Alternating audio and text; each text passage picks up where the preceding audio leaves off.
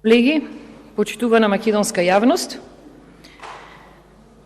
верувам дека барем од она што денес имам да го кажам и зашто ќе говорам, некој од вас барем ќе се јави на реплика да прокоментира нешто околу мојот говор или дополнително нешто да каже околу она што значи законот за Академија на судии и што значи правото и правната држава. Може би ќе имам чест да ми се јави и заменик министерката за правда, бидејќи цел ден таа не се јави на никого, нит за реплика, нит пак за некаков дополнителен коментар. Јас сакам да ве потсетам на 2020 година, а не многу разлика има и од претходно, бидејќи сте на власт скоро 7 години.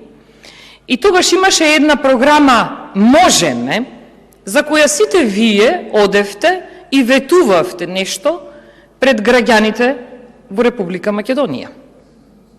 Тогаш велевте Македонија мора да биде правна и праведна држава. Дали со ваков закон, како што е денес пред нас, ние градиме простор за да имаме правна и праведна држава? Не. Расчистуваме целосно со груевизмот и неговите остатоци во судството. Сета сила и енергија ја вложуваме во воведувањето ред еднаш и за секогаш. Ништо не направивте поврзано со ова. Вие не расчистивте со минатото, вие го надоградивте минатото првенствено со заевизам, а понатаму го надополнивте истото и со грубизам, ќе кажам сега, а сватете ме како сакате.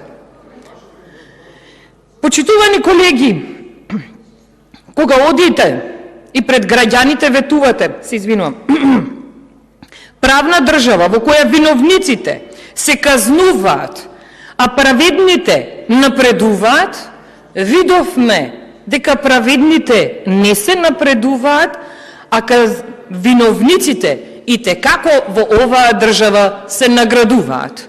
Имавме многу такви случаи, конкретно кога е поврзано со темата право, правда, правосудство. Фер и праведно општество не е можно без силно правосудство.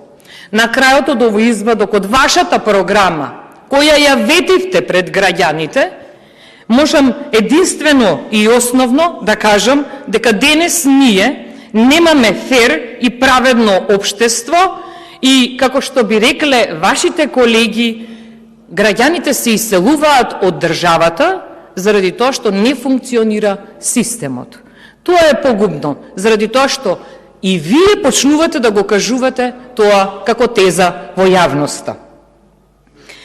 Колеги, покрај тоа што ви е смешно и интересно она што го слушате овде, пак ќе повторам, се надевам ќе имате храброст и ќе излезете на реплика да подебатираме поврзано со законот. Или пак, прашањето е зошто денес да зборуваме за законот, кога вие вашата програма не ја почитувате, па да ја почитувате темата за законот.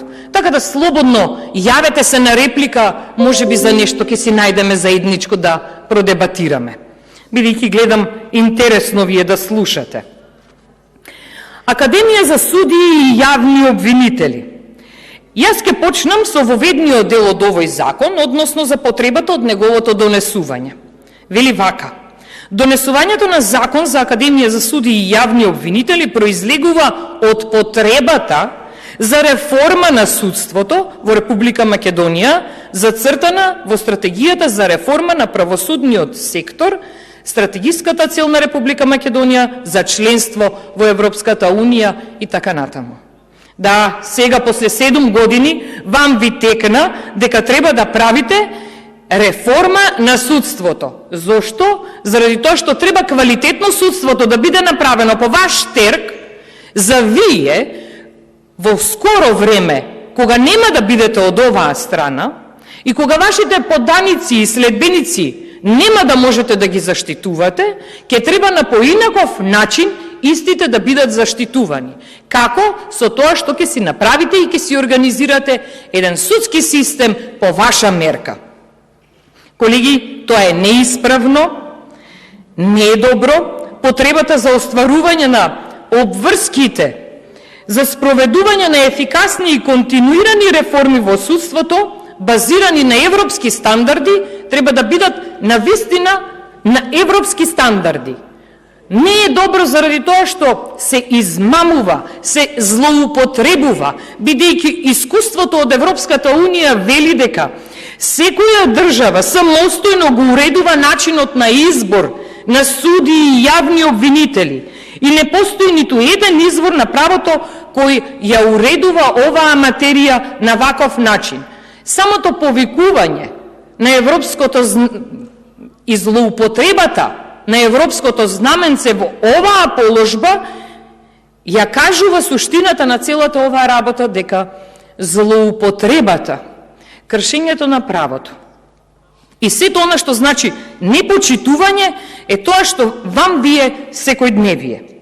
Да ве подсетам, како и моите колеги претходно што кажаа, да не биде дека сето ова се говори на памет, е поентата дека, да ве подсетам, Црвенковска, како дел од судскиот совет, а Бази, како јавен обвинител и неговото именување во јавноста како поминаа, Весна Дамева, од стручен соработник, стана член на судски совет, ја именувавте за председател на судски совет и на крај видовме како заврши, да Ѓоргиев го именувате на затворена седница далеку од очите на јавноста.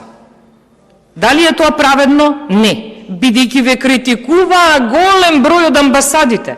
Дали е исправно сето ова вака да се прави? Не, заради тоа што ја воспоставивте праксата во државава.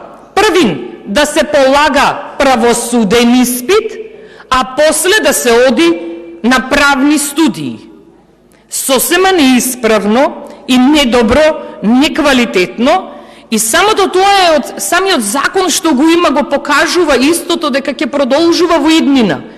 Како може да се дозволи државен службеник кој нема такви квалификации да испрашува усмено адвокат,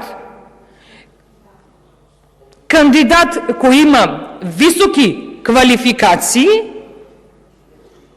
Каде е транспарентноста тука?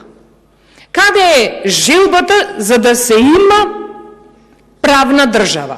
Каде е желбата да се има нешто што значи основа на сето тоа? А основата е на ова. Како ќе се гради независност на судството, кога и Академијата за судии и јавни обвинители и судскиот совет се под контрола и спрега на власта? Како ќе се гради ред во оваа држава и ќе има фер и праведно општество кога заглавуваме во партизација на сето она што значи злоупотреба и наметнување на кадри непрофесионални, неквалитетни од ваша страна. Овој закон, за кој денес и текако не треба да зборуваме за оваа тема, бидејќи вие не ја почитувате вашата изборна програма, а не камоли да почитувате нешто друго, овој закон има една долга историја. Ставен првенствено во редовна постапка, видена е реакцијата во јавноста и од пратениците, се повлекува истиот и се вметнува со европско знаменце. Ова знаменце не треба да го викаме повеќе така. Ова знаменце треба, благодарение на вас и вашиот стил и начин на работење, треба да го именуваме знаменце злоупотреба. Бидејќи вие ја злоупотребувате правдата, системот и се она што значи квалитетни вредности во државата. Бидејќи, ќе повторам на крај, не ја почитувате вашата изборна програма, зошто да ги почитувате останатите работи? Тоа е вашиот начин на работење. За жал, никој немаше храброст да се јави на реплика. Храброста ви е до таму што сте спремни за бегање, сте спремни за несоочување, ама не сте спремни да ги браните интересите на она што значи ваш став. Многу ми е жал, се надевам дека ќе имаме